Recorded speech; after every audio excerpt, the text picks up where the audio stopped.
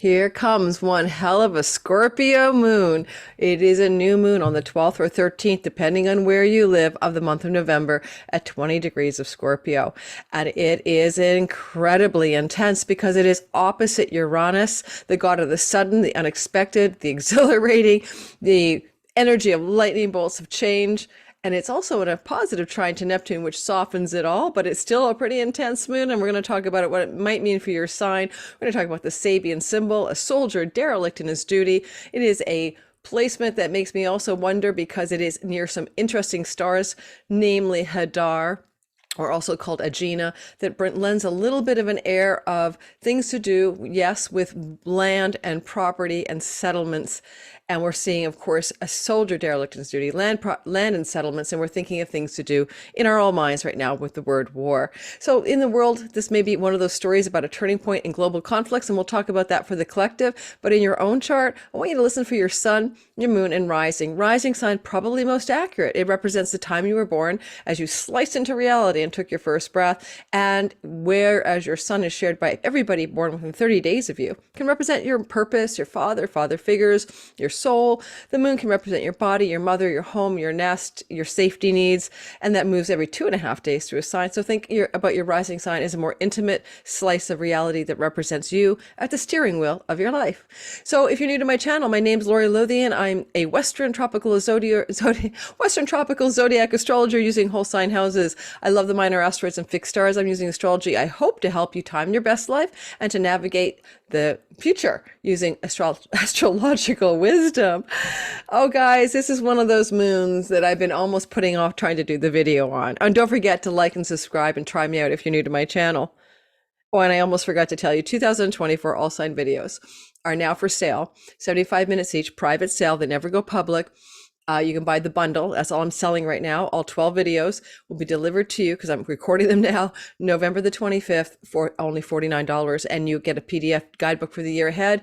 This is something you can share with friends and family for stocking stuffers, for gifts, just for yourself to listen to your sun, moon, and rising.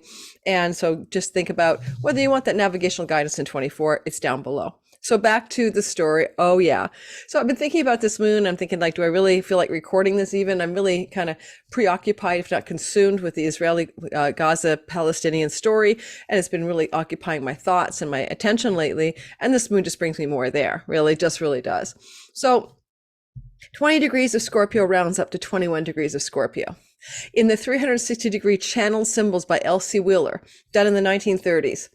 This is the Sabian symbol, 21 Scorpio, a soldier derelict in duty, keyword deviation. And this is my book that I love by Diana E. Roche, The Sabian Symbols. Now, a screen of prophecy. I've had it for years.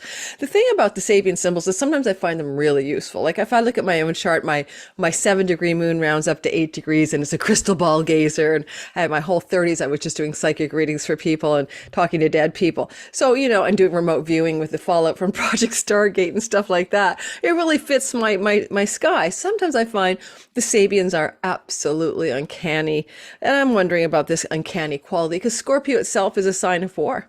We've got Mars at home in his home kingdom traveling through Scorpio, getting ready on the 17th to go into the heart of the sun and reset the Scorpio part of all of our skies for 2 whole years, not seen since November of 1991, this Cazimi of Mars in the heart of the sun in Scorpio.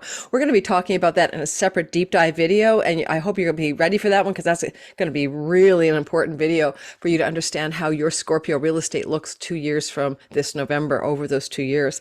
But that's aside, we've got Mars at home in his kingdom, and he likes war, stealth, spying, secrecy, things under the rock, forbidden stuff. Scorpio is a sign of the poisonous tail of the stinger of the Scorpio, you know, the scorpion spider. So there's poisons and there's dark things and there's hidden things and there's toxic secrets and there's misbehaving and there's war. Stealth war, especially secret agendas, all of that, conspiracies belong to Scorpio. So all of this kind of intense, almost spooky energy, right? And this is a new moon, right? So new beginning on the 20th. That means by April of next year, indeed April 24th, there will be a full moon in Scorpio. And that's where this thing leads to. So when we see a new moon, we just don't go, oh, what's happening on the day of the moon? No, we look at the 2 weeks minimum that follow the moon, right? So new moon into the next full moon, so 2 weeks. And then we think about the longer arc of 6 months in each of our lives where that new beginning fruits or fulfills itself in April of 2024. The other thing about a soldier with dereliction of duty, and I'm not going to read this to you, but she does give you things like oversight, omission, carelessness, insufficiency, inattention, incompetence, malfeasance, indifference, wrongdoing, and negligence as key words for how she interprets a soldier in derelict of duty. On the other hand, you could also look at a soldier in dereliction of duty as someone saying, no, I'm not going to do the job that you want me to do because I doth protest for moral reasons I'm not feeling good about, like dropping white phosphorus on civilians so that their skin is burning and 10% of your body gets touched by white phosphorus and you die. So this kind of weird stuff where maybe soldiers would object and go, I don't think I want to do this thing I'm asked to do or tasked to do. So there could be some dereliction of duty here. Who knows? And it could be dereliction of duty in Ukraine with the war against Russia. It could be dereliction in the Palestinian-Israeli atrocious conflicts. And it could also be dereliction of duty to do with Taiwan. Now, the stars around this moon are interesting. So it's, first of all, it's the third decan of the sign of Scorpio. And that's its own like little territory of super spooky. It resonates or goes hand in hand with the Seven of Cups in the tarot, which is somebody looking at seven cups full of visions and snakes and things coming out of it. I've always looked at that card as kind of a combination of wish fulfillment, fantasy, and what maybe you're able to see, but you're not sure about it because it's all kind of fantastical. So I want to say fantastical, unsure, kind of visionary energy where this lunation sits in concert with that tarot card. But there's also a couple of stars, and one is called Hadar, but its name is Agena. And Agena is in the right knee of the centaur, okay? And the right knee of the centaur is literally like a knee of like a centaur, a half man, half horse, and it's a knee. So we would think of like, getting kicked in the knees, or, what do you call it, kneecapped or whatever. There's something about that energy, what the knee is for. I mean, it's a very vulnerable part of our anatomy. You can take someone down at the knee. So, or you can bend the knee, right, to somebody, like in Game of Thrones, bend the knee, pay obeisance or, reverence to somebody and say, you're my king. So bending the knee, being crippled at the knee, it's a knee of the Centaurus in the constellation there. It makes me think of all of these things, but also it is connected, the word Hadar, to settled land that is occupied. Indeed, let me go grab my notes on this, because the Arabic name for it is actually different than the name of, the name for it that is the name for, the whatever the Greek name. So the fixed star Agena is called Beta Centauri. By the way, it's the left front knee of the centaur in the Centaurus constellation. It comes from the Latin word the knee, and sometimes also called Hadar.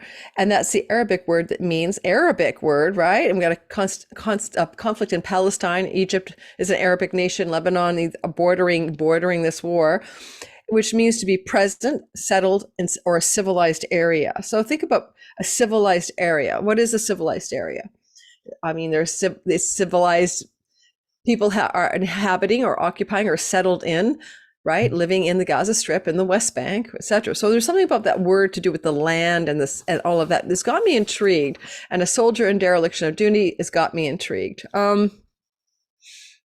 Mars himself is really close at hand. Mars is sitting literally right next to this lunation. In fact, it's a little bit unnerving in the sense that you're going to see that this moon is going to bump straight in to this moon. This moon is going to bump straight into Mars, who's sitting at 22 degrees of the sign of Scorpio, if I remember correctly.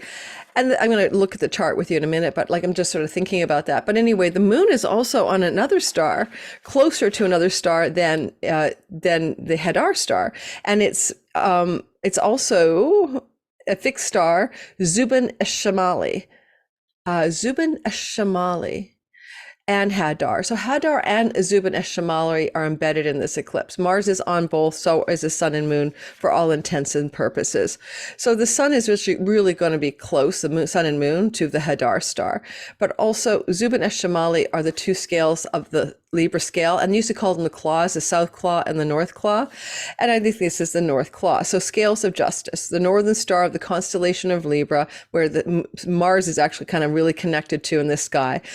Fortunate star, honors, worldly success, but also dues paid, just rewards. Okay, just rewards and dues paid. The scales of justice, trying to find just rewards and dues paid. And there's a thing about the top scale, the northern scale, being about that more. Let me go find where I read that. I just jotted these notes down on my piece of paper. By the way, it's an emerald green deep blue star, and it used to be brighter than Antares, which is one of the brightest stars in the heavens. Okay. Oh, and then I forgot to tell you. So there's something about this, about the paying of dues, justice, divine balance, retribution or paying something for something. The full price which covers. So in fixed stars and constellations in astrology, Robson says, Zubineschamali, this is where Mars is sitting, where Mars is with this moon, is a North scale, and it's symbolically called the full price, or the price which covers. So the full price, there's something about this like frigging new moon, it's like paying the full price in this scales of balance. I don't think anybody wants to pay the full price when we think about other energies like the kneecap.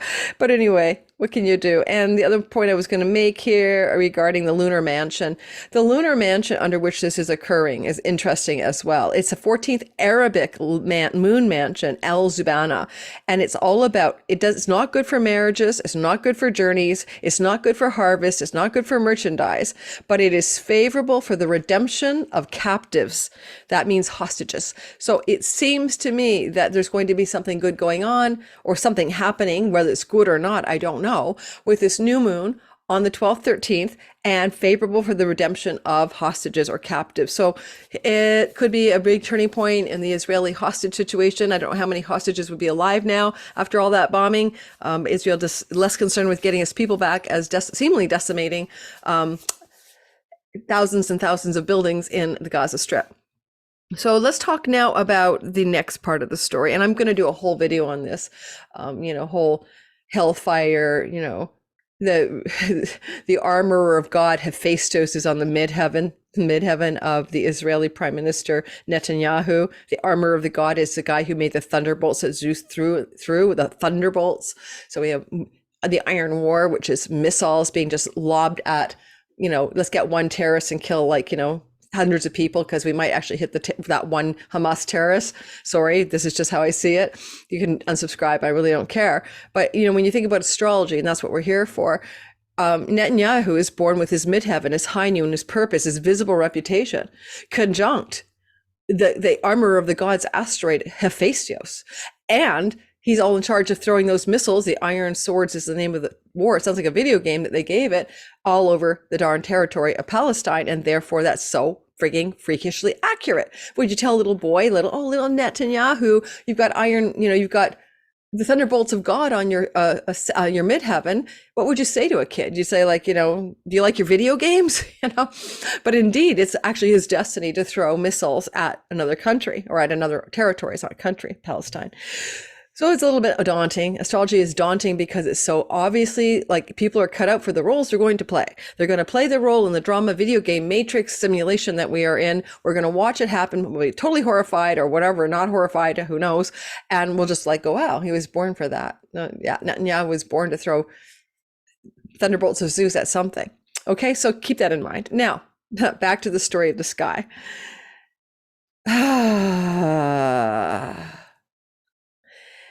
There is this energy of Uranus across the way. In Taurus, a fixed sign. Scorpio, a fixed sign. So that certainly means, by the way, if you're a Scorpio rising sun or moon, Taurus rising sun or moon, Aquarius sun or rising moon, Leo sun or rising moon, especially between 17 and 23 degrees of those signs for your sun, your moon, or your rising. 17 to 23 degrees of Leo and Aquarius and Scorpio and Taurus. You're feeling it. You're in the crosshairs. It's angular to you. You're being squared by this action, or opposed by this action, or having it, if you're a Scorpio, happen right on top of you. So those degrees are very specific to you. If you have anything, don't tell me about your Pluto there. I'm talking about your intimate places, your moon, your sun, your ascendant. That is where you need to really know that this is a humdinger. I have my ascendant at 18 degrees of Aquarius. I expect this one to rock my world. Okay. I'm not sure how. It's my 10th house of career. Rock my world. Now, Uranus across the way in Taurus. You know what? he's kind of like always a ticking time bomb, and he's in a fixed sign to do with Earth. I did have a dream after the eclipse of massive flooding. So, Earth calamities, climate calamities are Uranus in the sign of Taurus. We saw the great, around the time of the Great Depression, we saw the Dust Bowl, and that Dust Bowl in the United States, the parched land, the lack of water happened during a transit of Uranus through the sign of Taurus. So expect unstable weather when Uranus is here, and he's been here since 2019, and it seems like climate crisis is escalating, but it's also shenanigans of Uranus creating erratic and unpredictable weather. And when, hailstorms in the summer and floods when you don't have them. Scotland's been full of water, too much rain. Ocean currents must be changing. And so what I would say is that with this lunation, this new moon at 20 degrees, which is a Scorpio degree in degree theory, sitting across the way from Uranus, we have this intense Martian infused moon, right? Conjunct Mars, opposite Uranus. It looks like weather problems for the world. Some, maybe in the 2 weeks that follow, but also the 6 months that follow, some pretty intense catastrophic weather. That last Taurus eclipse will be its section of real estate that it covered with China, Taiwan, the Middle East, the far eastern seaboard of the United States, most of Europe. That the area that saw the partial lunar eclipse that we just had October 28th is likely where the weather problems will be.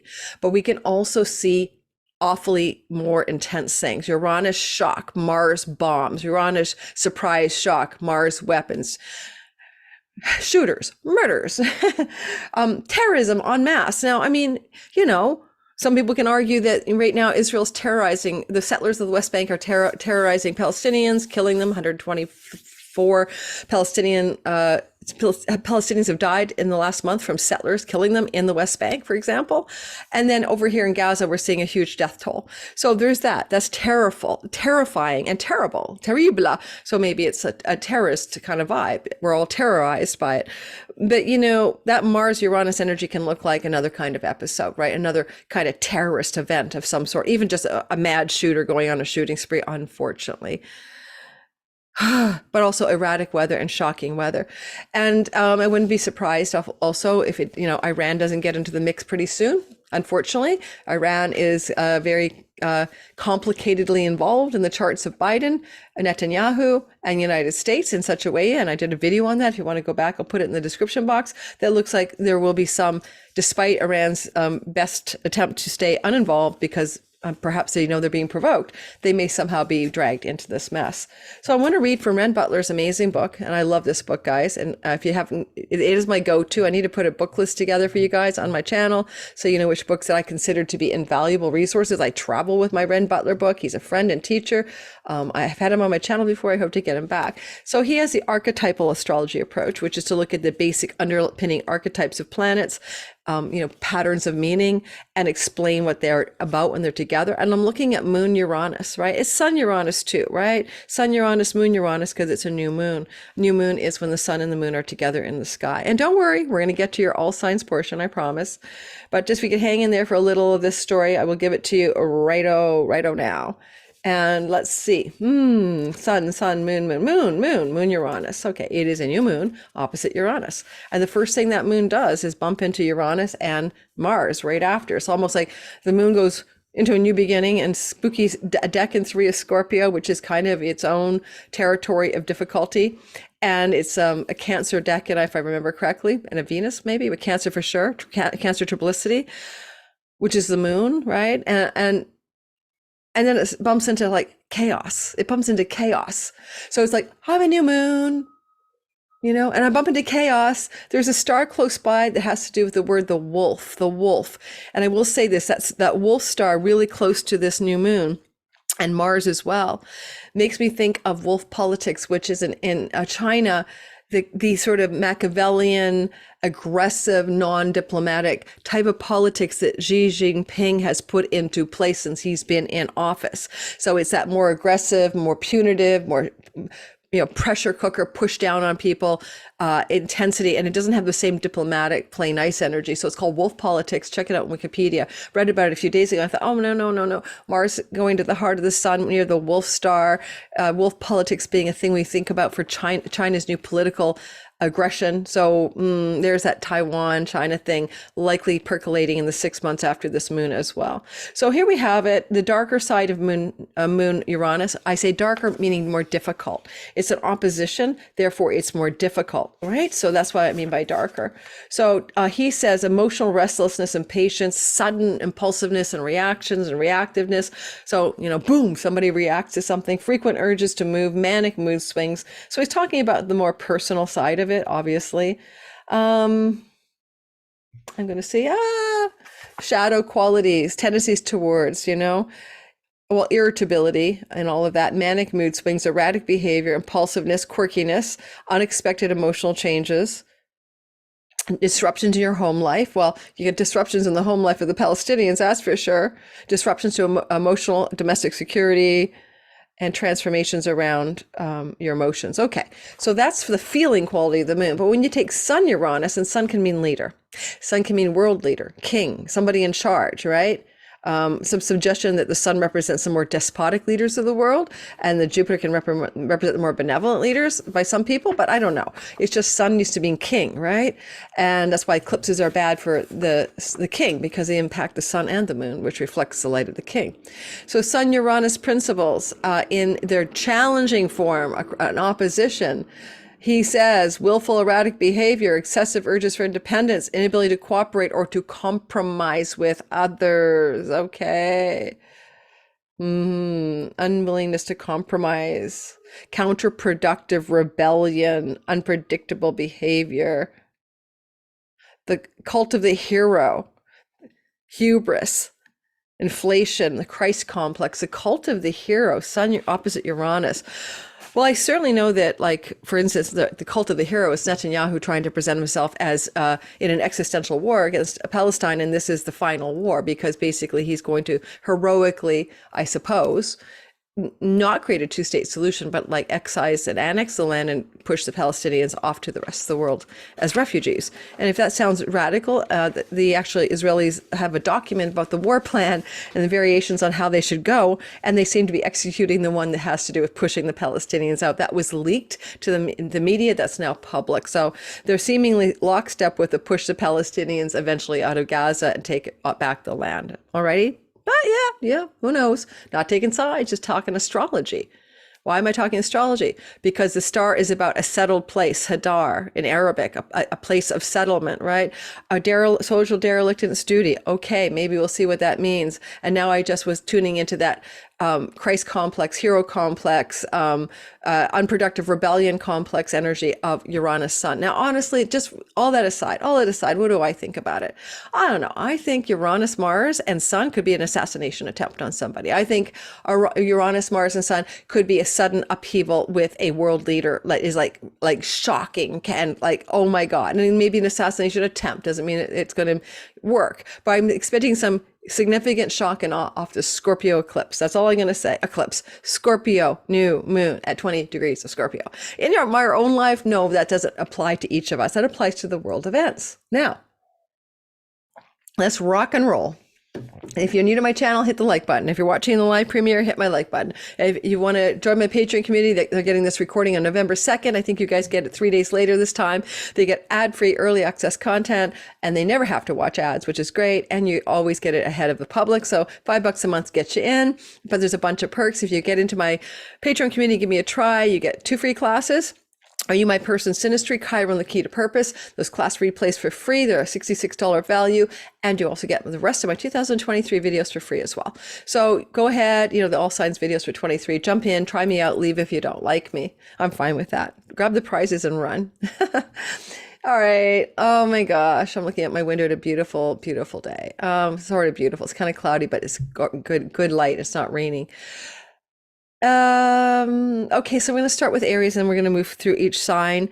Again, remember that when you have a new moon, it could be portending a fulfillment of things in the 6 months that follow, not just in the time after and before this moon.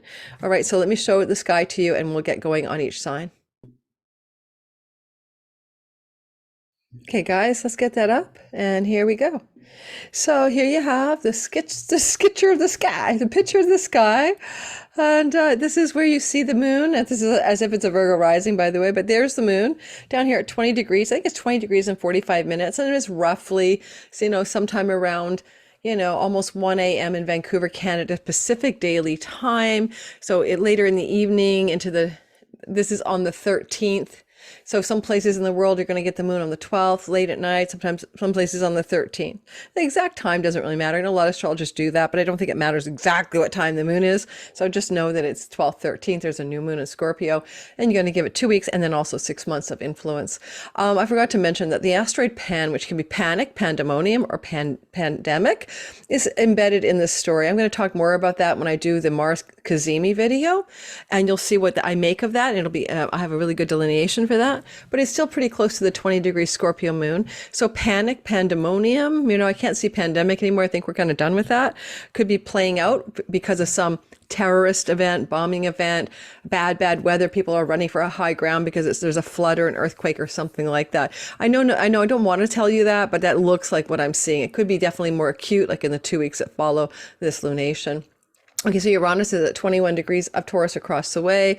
The moon is going to be here at 20 degrees and moving into 21 degrees. And the first thing that moon does is hit your opposite Uranus and then pumps right in, and a couple hours later into Mars. So when the moon moves quickly, it moves like through a sign every 2.5 days. So, we do have basically the activation of the Mars-Uranus opposition. And then we have a trine to Neptune, and that's at 25 degrees. And that's pretty nice, but that happens after the calamity. In terms of actual time. And if we parse that out over 6 months, we can also make a story that there is some calamity and then there is some kind of attempt for unconditional love, forgiveness, peace, effusive, feel-good energy. Mars trine Neptune is spiritual warrior. Mars trine Neptune is noble warrior. Mars trine, that kind of vibe, alchemist, magical energy. But Mars in a trine from Scorpio in his kingdom to Neptune could also be revealer of truth. Scorpio concerns itself with getting under the surface of reality to see what's real and what's true. And then you end up with that Mars, like a warrior champion hero, trining Neptune, who is the god of sometimes illusion, misunderstanding, deceit, manipulation, misinformation, purposeful, not correct truths, that kind of thing. So then when Mars is going to trine Neptune, he may be working to dispel the fog of misunderstanding, confusion, manipulation, or illusion. Neptune and Pisces, Pisces is the underdog, the underprivileged. It's religion, religious fervor. It's Neptune and Pisces both can be connected to drug use, addictions, but also pharmaceuticals. So I don't know what that's going to be, but it's going to be some kind of clear the fog. Mars is on his high horse and he's going to get that done. And given that he's close to Pan for pandemonium or pandemic, again, I expect this new moon to be a new beginning, moving towards a full light in next April, shedding light on things to do with pandemonium and pandemic, and maybe also to do with drugs and medical interventions, etc. And we do have Hygeia here at 16 degrees of Aquarius in a broad square to this lunation. Hygeia for hygiene and medical procedures. In Aquarius, we the people, the public, and public policy and public health policy. Now, there is in my mind a feeling of this moon because it's fixed, right? And so Taurus is fixed, and that's where Uranus is. And then Scorpio is water, and it's fixed water. So we have fixed earth and fixed water. When I say fixed earth, and stable water, what do you think of? Like what dams? I think of dams. Okay, that's just me. But I think, okay, water is contained and stable and penned in, fixed in place. And dams are earthen. They used to be earthen, beavers made dams made of earth, but now we make them out of concrete, which is still earth as well. So I'm going to say a bit of a concern would be the breaking of a dam, an overflowing of a dam, a crack in a dam. We call it a bomb in a dam. So we could see have a massive flood in some valley that's inhabited from a breaking of a dam. And I don't want to be dramatic. I don't want to be overly dramatic, but I'll be overly dramatic. The Asteroid America is in the mix too. I didn't put it in, but Asteroid America is trundling along in Scorpio as well. And what the heck, I guess I should put it in there for you. So let's add it so we can show you an American dam. Now, why would an American dam have a problem unless it's natural catastrophe? And it could be a natural catastrophe, right? I don't want to predict acts of bad things by bad people trying to harm people. But there's going to be, at the end of the day, when this whole catastrophic decimation of Palestine settles down eventually, and the actual horror of what has happened settles in for the world. And I'm not excusing the the attack of the Hamas incursion into Israel. I'm not excusing that. Although there is now evidence that some of the deaths were caused by friendly fire, including some like mortar shells that look like they're Israeli that caused some of the houses to incinerate in the place where the Hamas had done the incursion. They did their own damage, of course, but there's going to be a lot of anger, and it's my fear. It truly is my fear or my suspicion that the United States, being the major armorer and backer of the Israelis, that you're going to have some kickback from some extreme factions, fundamentalist factions or religious factions or Arabic factions or jihad factions, whatever. Jihad doesn't actually mean like the worst thing. I mean, can be to live in the truth of the law of the Quran or something like that. But yeah, so I'm just saying, minor body. I'll just show you America and then we're going to get going. See, watch for the asteroid America. Looks like the dollar sign on the US dollar bill. See? So we got to put that in. So there we go. Now I'll do a quick annotation and then all signs. I realize I'm taking longer than I should because I have to go off to get my hair cut for the first time in almost, 9-10 months. But here we have it. We have America. We have this whole bunch of stuff. Pan for pandemic and panic in America, pandemonium in America. Ceres represents scything, cutting, severing, ending, like also just a little bit like Mars. She's a harvest goddess, but she also represents land, harvest, things that grow. But she's a scythe, and I've seen her act like a grim reaper. I really have in astrology. I mean, it's just through my practice I've seen that she cuts things like a grim reaper. So you could say definitely some difficulty going on with water events, panic, pandemonium, America, Mars, violence, bombs, aggression, terrorism, shock, awe. Yeah, fixed water. And if you have anyone in the comment have a better idea about what fixed water is, let me know. There's Uranus across the way. That's the opposition. And of course, there's Neptune in the trine. Let's try to mop it up later. But don't forget, Neptune will be playing a role for quite a while in the last degrees of Pisces. And he's already represented with Saturn, hardship in water. I've talked about this over and over ago. Fukushima, the topsy-turvy, refugee boat in 700 people drowned outside of Greece a year and a half ago, since Saturn entered Pisces, and the submarine, the submersible, and the Titanic. So the excessive floods that are going on right now, the torrential rain in Scotland. So water hardship, right? Saturn hardship, water fights, water wars, hardship at water, war at water, Taiwan and China. It's going to be a water war, right? Between an island and a mainland. So this is all stuff you can expect until February 2026, in my humble opinion. And with Mars in a sort of zealot way, he can be very zealotry, but he's still in a trine to Neptune. He may dispel misinformation. He may search for the truth. He may expose the truth. He may also be very righteous and on a tear in some kind of righteous war with Neptune. But I mean, it's righteousness, right? Neptune, Mars, self-righteous or holy war or something like that. So that's the story.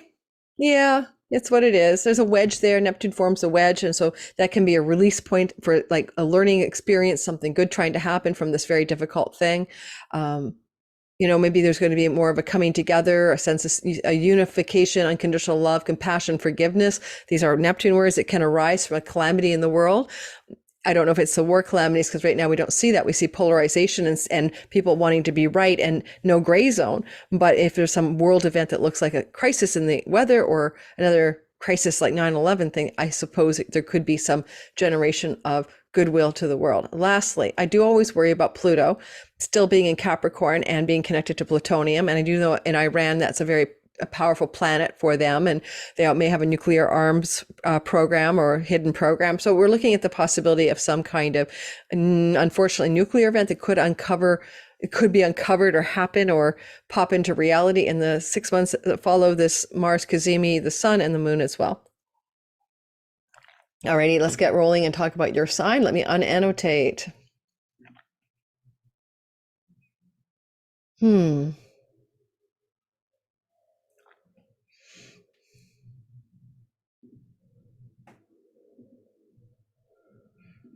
Okay. Well, I'd like to, there we go. On annotate. Well, let me do that.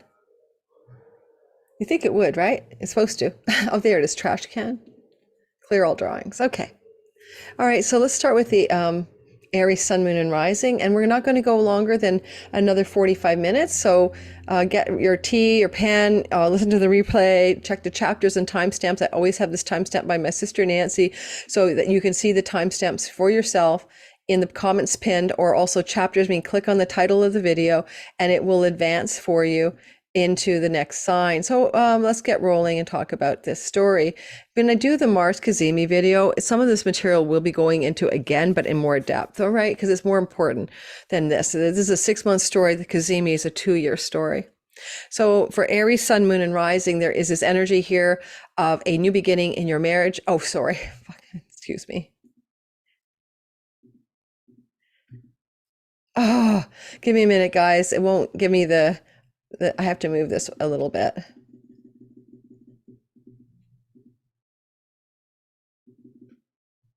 Okay, now let's try it.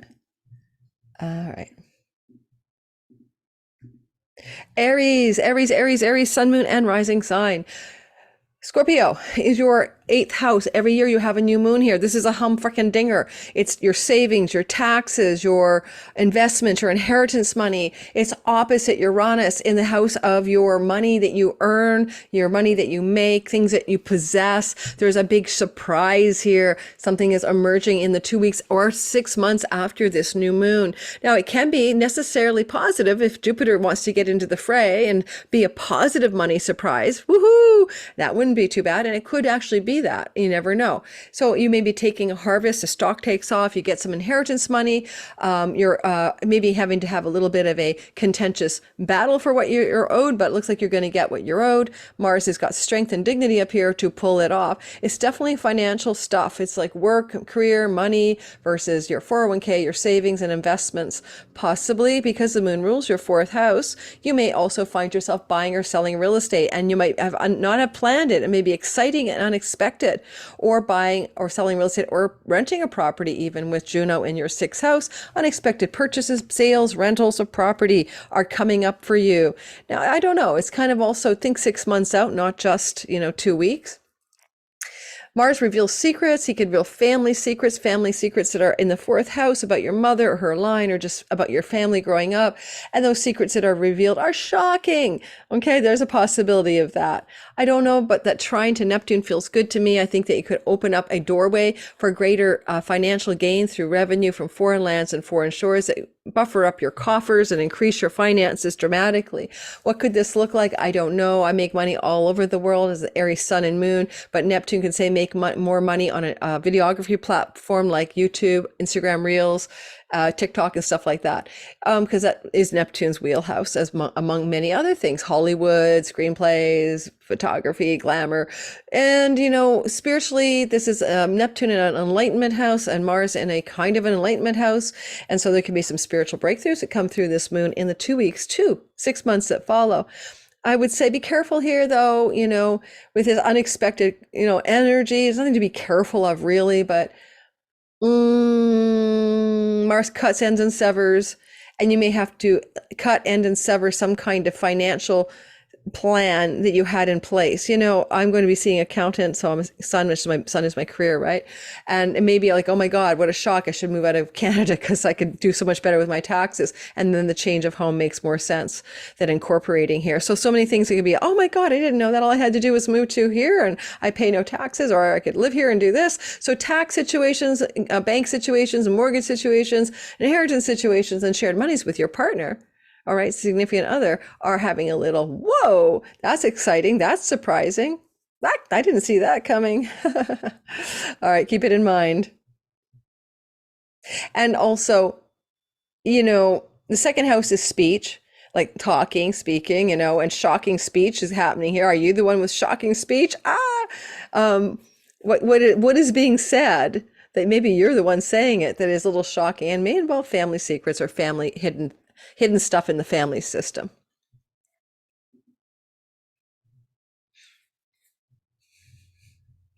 All righty, Taurus, sun, moon, and rising sign. Here we have a moon that's taking place for you, and it's going to occur in your house of marriage. Now, it doesn't have to be legally married, just living with, a common law, significant long-term love relationship, monogamous, that kind of vows and commitments, right? In love, not a dating situation.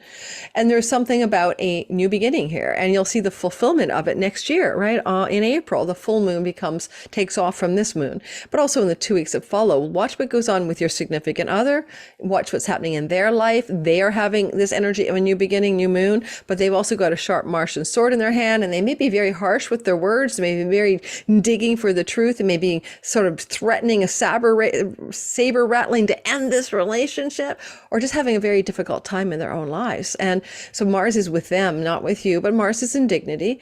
And I do think that also with this energy of the shock and awe, with Jupiter on your ascendant, you're lucky, right? These are legal contracts, your seventh house, as well as business partnerships. So unexpected developments of having to confront something in a business or love relationship, or a legal matter, confronting it, especially with Pluto in your ninth house. Definitely a legal matter could come up here in the 2 weeks or 6 months that follow. And then you also have lucky Jupiter protecting you. Even retrograde, he's still fine. So Jupiter in your first house is good news for you, holding fort. Of course, if your Taurus sun, moon, or rising is anywhere between a roughly 17 and 23 degrees, then you're really feeling the intensity of this new moon. There's no doubt about it. Now, the shock and awe, though, is on your side. You've got Uranus. You may shock your partner by saying something or doing something or being something unexpected. You want freedom. You want to rebel. You are going to do it Frank Sinatra, your way. And your partner may object. So there's this tension in the relationship the 2 weeks after this moon, but maybe fulfilling itself to some outcome 6 months later. A little worried about Mars here with the scythe of Ceres, or the sickle, meaning there could be an abrupt and sudden end to the relationship through some kind of freedom, rebellion energy that you're in charge of against this push from your seventh house. But with a trine to your Neptune, right, which is flowing from the 11th house, friends and allies can really support you, be incredibly good benefactors to help you get through a tough time, especially being emotionally, unconditionally loving and supporting of you. On the other hand, you could have some exciting developments in your career finances if it involves a new legal contract that entitles you to a dream income, a dream career source of money. Like the 11th house monies come directly from your 10th house. And that could be exciting as well. But, that seems like it's later, because energetically, first there's the shock and awe, and then the dust settles and Neptune goes, okay, well, let's see what we can do here. Smooth it all out, soften, soft glow, soft focus, and make it a little bit of a happier story. Let me know what happens. I'm really interested in this, because after Mars goes out of Scorpio, he goes into your 8th houses, where people fight over the resources of who gets the sofa and who gets the potato peeler when they break up. So for some of you, I hope that's not happening. But if the relationship is already threadbare, this is not going to be helping. Alrighty, wouldn't start a relationship brand new under that energy, that's for sure. All right, so Gemini, sun, moon, and rising sign in your sky. You're going to experience a new beginning, a fresh start, a new moon at 20 degrees of Scorpio. And again, I said in the beginning of the video when, but I should remind you that it's on the 11th and 12th of the month. And it's also in the graphic. And this energy is your work house. So some of you Geminis are starting fresh in health routines and work routines, right? Both of those. Mars is in a house of health, and he can bring inflammation, especially urogenital area with that Scorpio. So you could have to watch out for UTIs or something, but you also have to watch out for a conflict in the workplace, conflict with people who are, colleagues or employers or employees. Watch out for them. Someone in your workplace could get fired. It's nothing to do with you, by the way. And maybe it benefits you even, because ultimately we have a trine to Neptune, escalating your profile in the top of the sky with your hard work, passion, and drive. Now, when Mars is here, you are driven, you are passionate, you're looking for new exercise routines. I think Qigong or Tai Chi or water aerobics here, but you're also focused very much on your work. And so other than maybe a pet suddenly passing, I'm so sorry that these things really happen. How dare I scare you? But your old pet might be ready to go. Mars going through here with a new moon, but then later in the heart of the sun, Cazimi, and across from Uranus, a little unexpected surprise, including maybe the vet hospital. Something could happen with a pet here for sure, just But life happens, right? Life happens. But also, I kind of like this for you if you want to clean up your addictions. You know, if you're somebody trying to work through something, you might have a breakthrough. Uranus in the 12th house and of self-undoing, and Mars in the 6th house of health and sickness looks like a breakthrough on quitting something. Mars says, let's just quit. Quit the wine, quit the cigarettes, just let's quit. So I'm a Gemini progressed sun, so I could just quit. Sure. We can quit something. Quitting something, quitting your job, quitting your addictions, that kind of thing. The trine to Neptune is like really trying to, Mars is working his ass off. He's passionate and driven, and he's in his joy, house of his joy, helping amplify your success and work. And you are getting some kind of dream job or dream exposure or high profile, especially with Neptunian matters that it can be film, filmography, video, photography, and platforms of social media that use videography platforms, that kind of thing. You know, you're trying to make your dreams real in your career, and this is Mars is working hard to get you there over the next 2 years, by the way, but also during this lunation 2 weeks after and 6 months after as well. Alrighty, so Cancer, Sun, Moon, and Rising sign. This is Mars in your 5th house. So if your Cancer, Sun, Moon, and Rising is, 70 to 23 degrees, it's flowing to you. So it's a new moon flowing back at you from the house of children, from the house of romance, from the house of money, luck, and speculation, from the house of entrepreneurial business and creativity, joy, enthusiasm, play, and pleasure. Certainly Mars here could mean a child may leave the home. Mars is cutting, ending, severing. A child may have some exciting, passionate thing happening for them. You know, it's nothing even about you, but, a series there's a bit of a cutting away or change regarding children. Mars rules change. Certainly with that Cazimi, there's big changes regarding children and pregnancy and fertility for many Cancer, Sun, Moon, and Risings over the next 2 years, but that's a separate video. I don't know. I think that with the shock and awe and the fixed sign across the way as well, Uranus up in the 11th house, although all of this flows to you in a very positive way, Uranus is the unexpected and the shocking. So you may not see it coming, but there could be some big changes in your relationship to your romantic partner, your children, your creative entrepreneurial business, especially your business. Uranus can bring you some jolt with Jupiter of career success in the visible part of your sky, especially regarding the kinds of money and exposures you have, especially with the North Node in your 10th house. And it also may reverb, though, down to your 5th house. For an entrepreneur, this could be a shocking but still positive and prosperous change of direction in the couple of weeks after this new moon, but also in the 6 months after. Something's trying to come to fullness in the 5th house. The trine to Neptune is supporting you to move into alignment with your dharma, into your truer purpose, into the meaningfulness of your life, into your spiritual questing as well. Yet, houses 1, 5, and 9 can be dharma energy. So it's again the meaning of life, the purpose of your life, right action in the world.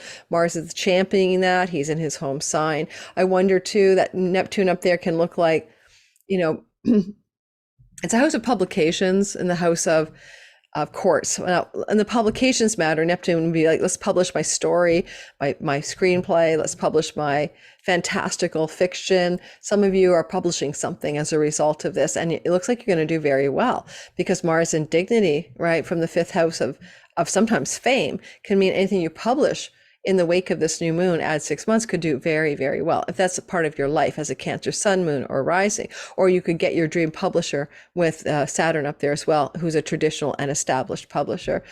And foreign shores, foreign lands, and travel. Mars likes to travel, leisure, fun travel in the 5th house. He's competitive there too. You could win a contest, but you could also, and be shocked that you won.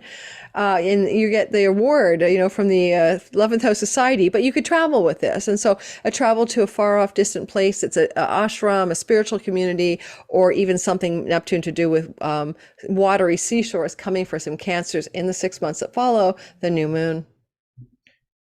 All right, Leo, Sun, Moon, and Rising sign, having a fresh start, a new moon, a new beginning, sitting in your 4th house. This looks like you wanting to make a change at home. And maybe you want to move your home, change your home, construct or do renovations in and from the home. This is again November 12th, 13th, and then add 2 weeks or add 6 months. I kind of like it though, because Mars does like to cut things, and you could be cutting up the carpet, sawing up the wood. It looks very carpentry sometimes when he's here.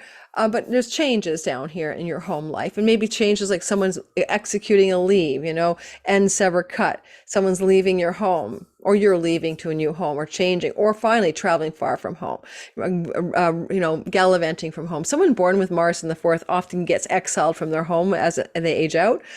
So that's another thing, but this is a temporary condition. So in the 6 months, you may be spending less time at home or close to home, traveling somewhere.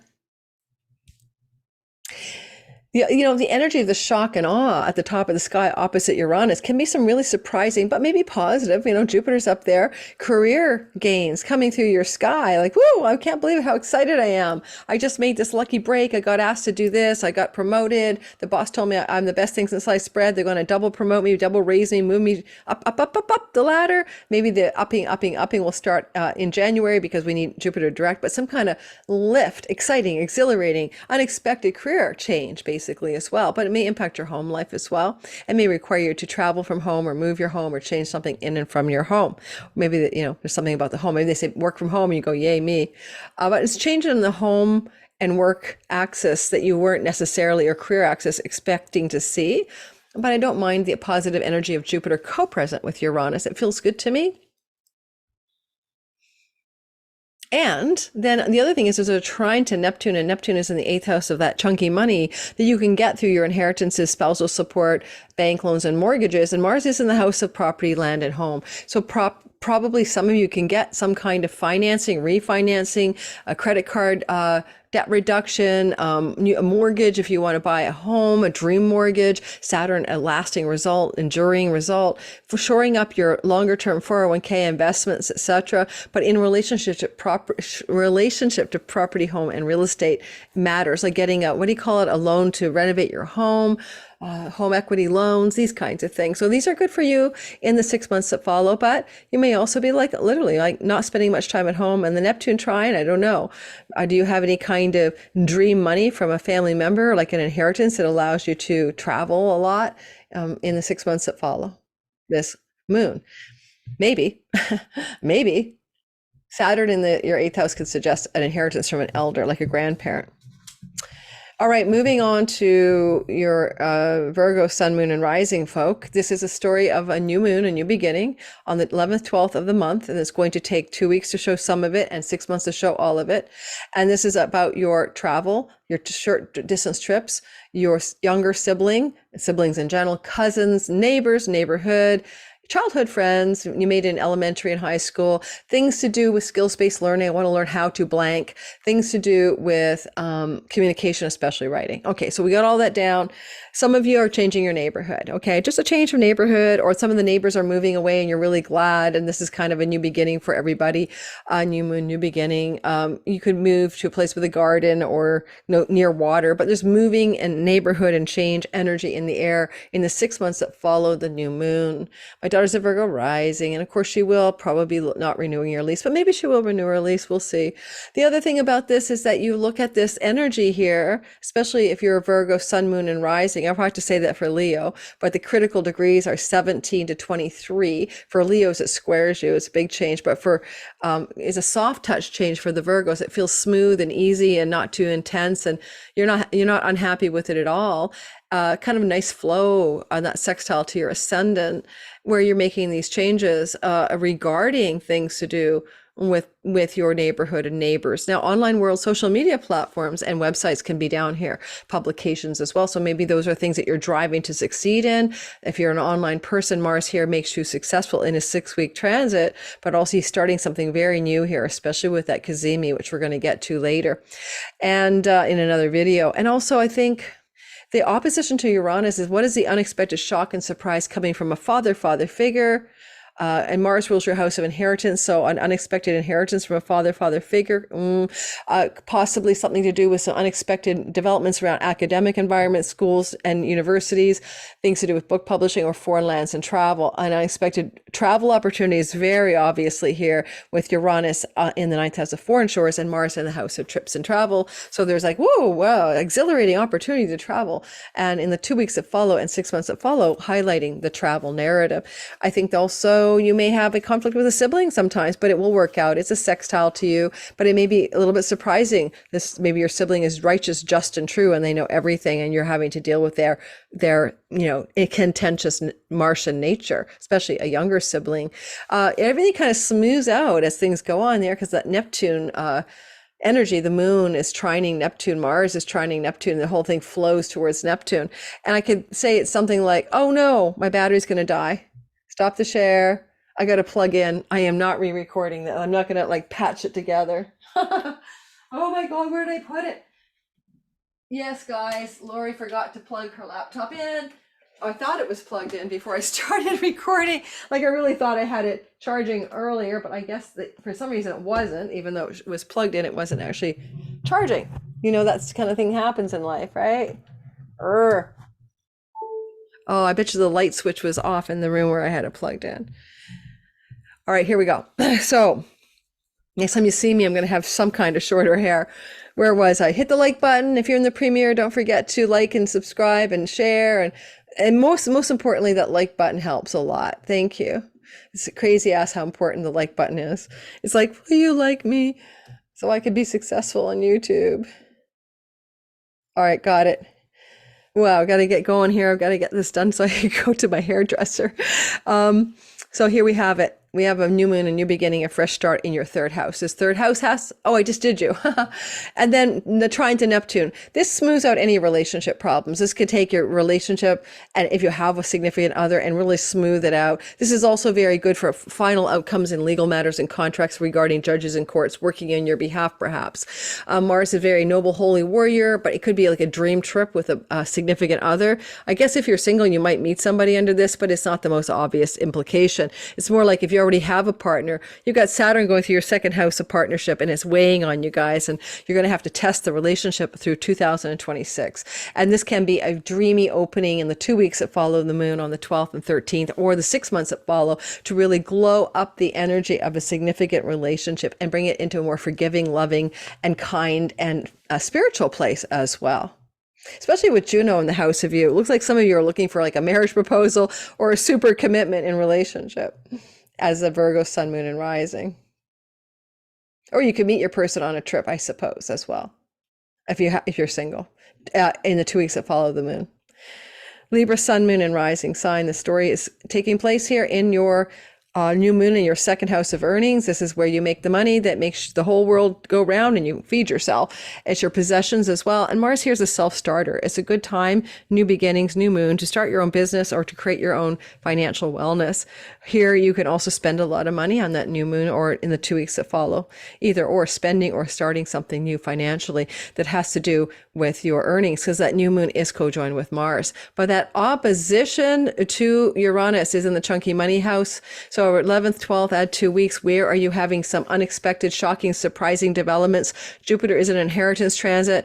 I'm not going to mince words. It looks like there may be some news of some money coming through your family of origin, inheritance style, or something like that. Or a severance package payout, or a sign-up bonus, or something like that, or a stock that takes off. I think this is a positive thing with Jupiter, the shock and awe, but Jupiter is retrograde, so I'm not always sure about that. But there's some big chunky money surprises here. I don't know. You could buy a property or sell a property because of Pluto in the fourth house in that whole sign trine to Uranus. So, and Jupiter. So yeah, like maybe some unexpected opportunity to buy or sell real estate as well could be showing up for you. And the money is there to do it. You're driven to work, 6 weeks of Mars and Scorpio. You're driven to make money. You're probably also spending a bit more than you normally do, but he's in dignity. You may try to cut back your spending even with Ceres here. But I would say that if you look over the long arc, you'll have a full moon here next April. So things that you're initiating in your earnings house as new ways to make money come to fullness next April. And you may be quite delighted by the prosperity because Jupiter across the way is beaming his eyeballs over at you. The trine to Neptune in your work house is, again, is this a dream job? Are you going to get a dream job, a dream office, a dream workspace, a dream colleague coming in, a beautiful, enriching, very unconditionally loving support? Are you You're going to clear the fog on anything that confused you about your colleagues, coworkers, or your health, especially regarding things that you eat. For some Libras, there's a big change in your health where you're going to clear up some confusion about it, thanks to Mars cutting away all the food that you should not eat, all the things you should not drink, all the things you should not smoke. And you may look at the next 6 months as a fullness in recovering better health through elimination of certain foods. Oh, and maybe even facial rejuvenation, a new beginning there, some kind of facial procedure that involves sharp objects or lasers. Scorpio, this is happening through you, by you, to you, with you. You're the main event. So yeah, you're going to have a lot of change in the next 2 years of your life on that Mars Kazemi video. Get ready for that. But in the meantime, this is just an old yearly new moon in Scorpio, but this one is opposite Uranus. So what is this big shock and surprise that your significant other, business partner, or some client marketplace person is lobbing at you? I do like Jupiter here. The shock and awe, surprise, even though unexpected and maybe exhilarating, should have a tone of something better than not better. But an opposition requires you to get your balance and your equilibrium on this and go, whoa, that's I'm like, holy man, I'm totally dazed by this unexpected development. And it could come up, the 12th, 13th, add 2 weeks for sure. And it can be emblematic or redolent of something going on over the 6 months as well, or into the fullness of the full moon in April in a sign of you. You have a sword in your hand. You're not suffering fools gladly. You are very sharp, perhaps more than usual, a little stinger of poison going at your mate, your business partners, your audience, your client, your marketplace. Yeah, you got a little of that happening here, Scorpio. So be careful with your stinger.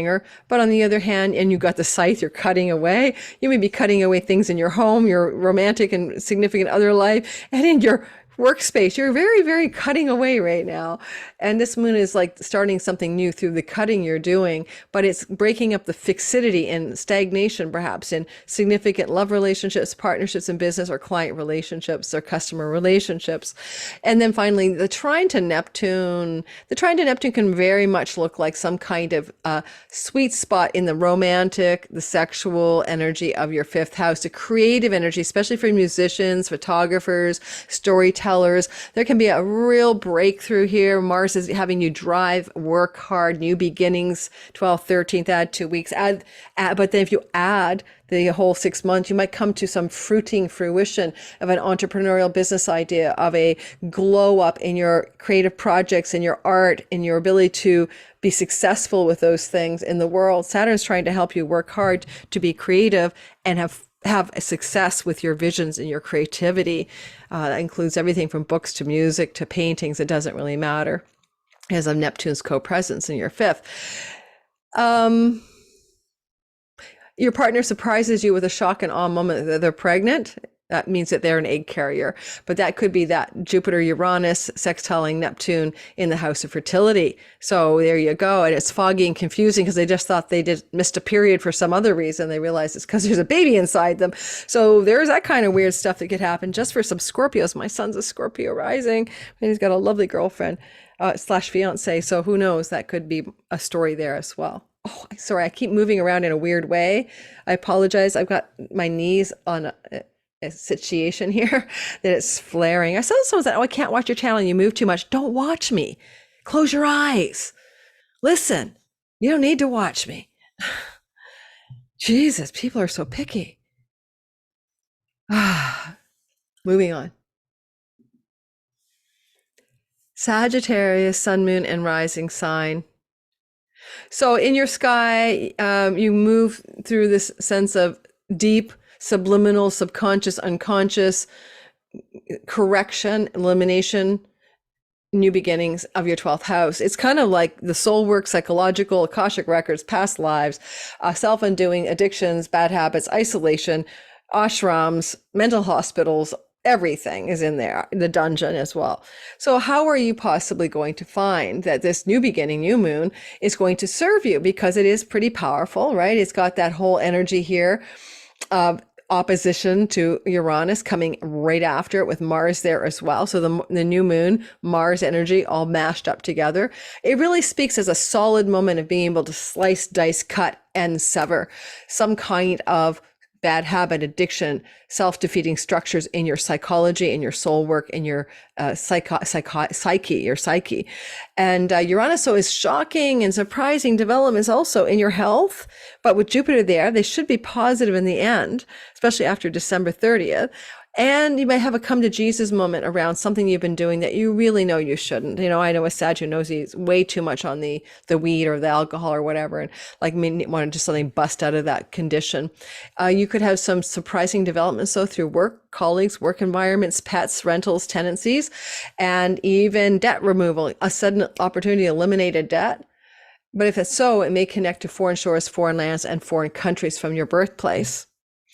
I do not know what Neptune wants you to do, but he's been trying to help you find your dream home since 2011, and you're looking for likely a watery home somewhere near the water. So in this quest to feel at home, in your dream home, in a home that is a sanctuary of unconditional love and beauty and compassion and forgiveness and dreamy and creative energies, you are looking at some question marks here. And because Jupiter, Uranus are in a rental properties, sixth house, you may find yourself having an unexpected, sudden, shocking opportunity to rent your dream home, or rent a home, or rent out a home, or something like that, or eliminate a debt like a mortgage or something.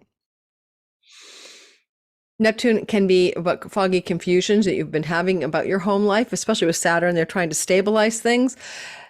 Ironically, Saturn and Neptune in your fourth house could be a dementia grandparent or parent living with you. But there's some sudden changes going on here to do with your home situation in a positive way from the moon. So go, the 12th and 13th of November, add 2 weeks, but also consider maybe a full 6-month rollout of the changes in this part of your sky. If you make money from overseas, foreign countries, foreigners, and foreign shores, and that's the kind of work you do, then there's unexpected, shocking, positive, I think, surprise in that area. But it is trining Neptune, so that work would have to be something likely connected to your home life, something you're doing, creating, or working on in and from your home, likely creative, like a creative project. Capricorn, sun, moon, and rising sign in the sky. There is a new moon. If you're a Capricorn anywhere between 17 to 23 degrees, it's flowing to you from your 11th house of good spirit, 12th and 13th of November. I didn't say December earlier. Add 2 weeks and then add 6 months as well, because something will come to fullness in 6 months in April. I kind of like it because it's a house of good spirit and good things happen here. But it can be about friends, a friend leaving, a friend changing their mind, a friend cutting out on you, a friend going in a certain powerful direction with zealousness. That's a new moon with Mars in the 11th house. Elder sibling stuff coming up here as well. Elder sibling with Mars coming into contact with you, reaching out to you in a flowing way, but with some aggressive and powerful energy. Same with friends who are allies and benefactors. This would be a male friend, sun, moon, powerful male friend, starting a new beginning for you and helping you in some way. Now, Capricorn, you may also cut some friends out of your life, or they may cut out of your life. And the new beginning is the end of that group of friends that you don't need anymore, or that particular friend that you don't want, or they don't want you, but it's okay. I mean, it's cutting away all that isn't needed. Mars is in dignity here, and he knows what he's doing. Across the way, the shock and awe factor is in the house of children and romantic love and creativity and your children. I said that. Certainly with Jupiter here, a shocking discovery that you're pregnant or your partner's pregnant. Yeah, why not? But the other one would be some shocking and surprising developments with one of your kids that you didn't see coming. Mars is also in the house, by the way, with this new moon, of your earnings and great gains from your career. And with Venus in the top of your sky, in the 2 weeks that follows this moon, you could very well have a very sudden, exciting career gain opportunity connected to your entrepreneurial enterprise, or to things that bring you great joy and satisfaction and tap your real and true talents. Those are fifth house meanings. The sextile to Neptune can involve travel. It can involve travel somewhere that is near water, or on water, by water, that's going to fulfill some deeper dream or yearning or longer term goal for you. The travel can be with a sibling, because of an elder sibling, connected to your children, or maybe even connected to a friend or an ally or benefactor, people who treat you like big brothers or big sisters because they're trying to help you out. So there could be some travel here. But again, opportunity may come through that 10th house Venus as well, making it developments about career earnings and gains through someone who's trying to lend you a hand or something like that. Okay, winning a lottery ticket, Jupiter Uranus in the 5th, you have that potential all the way through to the 3rd week of May. But what the heck, maybe this is your time. The moon rules your house of significant relationships and legal contracts. Maybe not just you, but maybe your partner wins a lottery ticket in the 6 months that follows this lunation. And I would love that for you as well. Or buys a winning stock, or just cashes out at the casino. Alrighty, we have Aquarius, sun, moon, and rising. The sky suggests that you have a new moon and a beginning on the 12th, 13th of November. Conjunct Mars opposite Uranus is a humdinger. It's all about that career space. We are Aquarius. We have this. We got it, right? I'm one of you.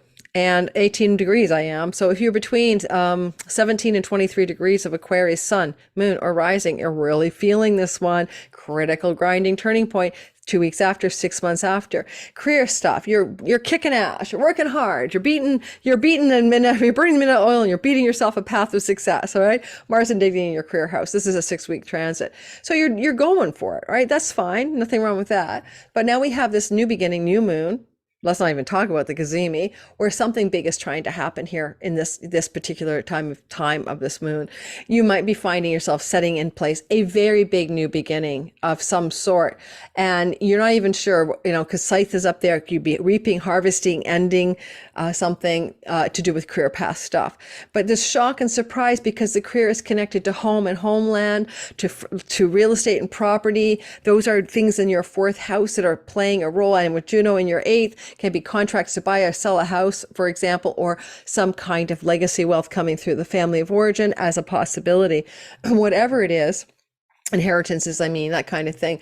There's definitely this sense of something coming through unexpectedly, but positively. Maybe a delay, though, until January because of the retrograde Jupiter, but knowledge of it in the first 2 weeks after this lunation, after the 12th, 13th, and the fullness of it by next April. But it's like a full light in the career space. It's something new you're starting, something beginning in your career and reputation space. You may have to passionately move toward it, or also cut something off in order to accomplish your other goal, the new thing. Mars is either cutting something away or he's passionately pursuing something. And he also says with that Uranus across the way in Jupiter, there's unexpected developments going on about home and homeland. And Jupiter is in your 4th house, by the way, to the 3rd week of May, bringing you a lot of luck with property, land, home, and real estate. But there's this unexpected development coming through the sky. I suspect most of us Aquariuses will see what the unexpected thing is in the 2 weeks after the moon, and then the fulfillment of the unexpected takes 6 months to complete its narrative, right?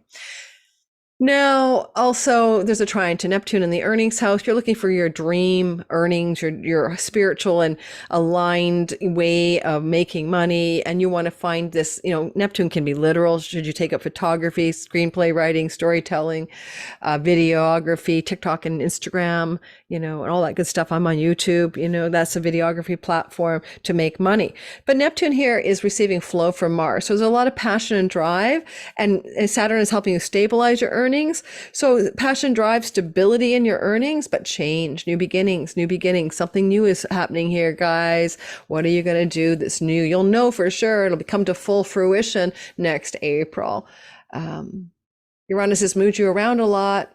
I know that last eclipse in Taurus that we had will be the final. It is the final one. And I think a lot of you will kind of settle down a bit more. A lot of us will settle down in terms of any moves that we've done by the end of next year at the latest. Okay. So there's some sense of like finding a landing pad that is pretty significant.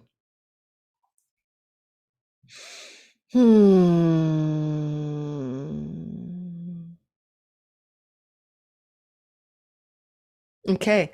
And anything else I want to say about that moon up there?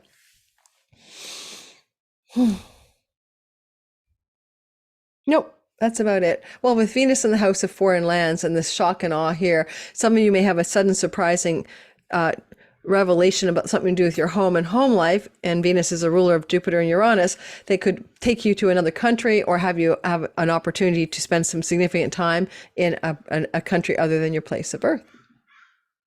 And finally, Pisces, Sun, Moon, and always best rising. Sun, Moon, and rising Pisces people, you are going to experience the beginning of something fresh and new, 12th and 13th of November at 2 weeks after for the acute story of the sharper story, and a fullness and fruition in April as it becomes a full moon in the same part of your sky. I would say that it's very possible with this combination that you're having a passionate opportunity to travel abroad. Mars travels, he's in the 9th house of foreign shores, or to go to battle on a court or legal matter and win it and succeed at what you want and get the judge to rule in your favor. But there is some new beginning here. Something is trying to hatch, and it's breaking up stagnation because Uranus and Jupiter cross away. Uranus is a little shock, a little awe, little unexpected things to do with your siblings, your cousins, your neighborhood, and travel plans, skills-based learning, communication, and website and online world. This has got a big jolt of energy for you. Certainly, if you're a writer and you want to get a book published, this is some kind of axis of the writing, a surprise in your writing life connected to momentum and stuff in the 6 months that follow in your book publishing part of your sky. But most people aren't book publishing and writing. So it looks a lot to do with siblings or travel or situations of prosperity connected to the third house. Third house prosperity can be prosperity through a sibling, but it can be prosperity through things to do with things you're doing to communicate to the world, right? Communication projects or to teach the world. And Mars is giving you a lot of ambition and a lot of drive in the house of God. With Neptune in the house of you, you're trying to find your way to breaking through spiritually, to fulfilling some of your deepest wishes and dreams, to operating on a higher principle and a higher code of life that's quite lofty and unconditionally loving. And that's wonderful. And Saturn's helping you stabilize and make that real. And I think that this Mars trining Neptune can be really powerful opportunity to actualize some kind of spiritual philosophy and concretize it in Saturn in a way that you're really passionate about. But Mars up here definitely can look like opportunities for foreign shore travel. And the new moon is a new moon with Mars. That's why we keep talking about Mars. The new moon is a new beginning in the house of foreign lands. Some of you will have a new beginning in a foreign country. If you're floating ICs in the third house and then MCs in the 9th house, it could be a career move to a foreign country or just a relocation to a foreign country or extended travel to a foreign country being evident for you as a Pisces in the 6 months that follows. Now, foreign to where you live as well, not just foreign to where you're born. So, and if you're an expat, you might want to move back. Who knows? There is a lot of excitement, though, here for Jupiter to prosper you up in that third house, and travel can pay off financially for you, as well as communications and writings projects, as well as your online world and websites, as well as your siblings, especially younger, but all siblings in general. Uranus is in a trine to the older sibling house where Pluto's sitting. So there's also elder sibling energy slightly getting pulled in here as well.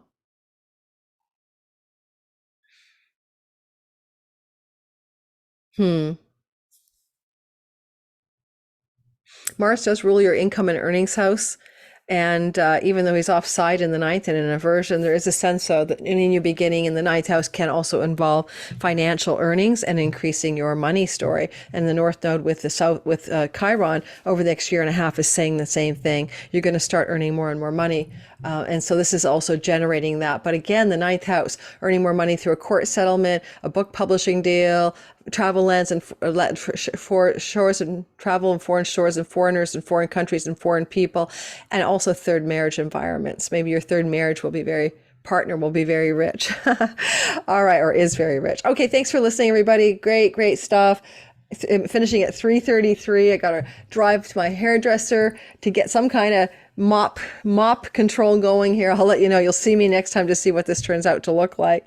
So I'm wishing you all the best, and I can't wait to do the Cazimi video. I'm going to have Aeolian Heart, Rachel from Aeolian Heart, joining me to talk about magic using a Cazimi with Mars and what that might look like in the heart of the sun, as well as I'm going to be doing all signs in a deep dive and probably a free webinar. I'd like to do free webinars on major events in the sky. My last webinar had 600 people sign up. It was really cool.